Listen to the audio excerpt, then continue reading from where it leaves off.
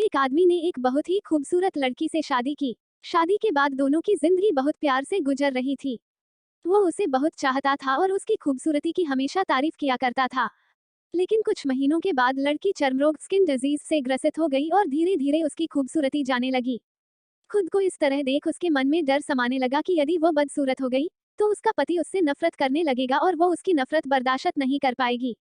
इस बीच एक दिन पति को किसी काम से शहर से बाहर जाना पड़ा। काम खत्म कर जब वह घर वापस लौट रहा था, उसका एक्सीडेंट हो गया। एक्सीडेंट में उसने अपनी दोनों आंखें खो दी। लेकिन इसके बावजूद भी उन दोनों की जिंदगी सामान्य तरीके से आगे बढ़ती रही।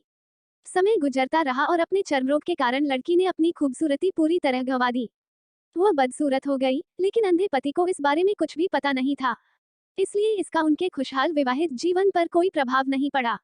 वह उसे उसी तरह प्यार करता रहा। एक दिन उस लड़की की मौत हो गई। पति अब अकेला हो गया था। वह बहुत दुखी था। वह उस शहर को छोड़कर जाना चाहता था। उसने अंतिम संस्कार की सारी क्रियाविधि पूर्ण की और शहर छोड़कर जाने लगा। तभी एक आदमी ने पीछे से उसे पुकारा और पास आकर कहा, अब तुम बिना सहारे के अकेले कैसे चल पाओगे? इतने साल तो तुम्हारी पत्नी तुम्हारी मदद किया करती थी।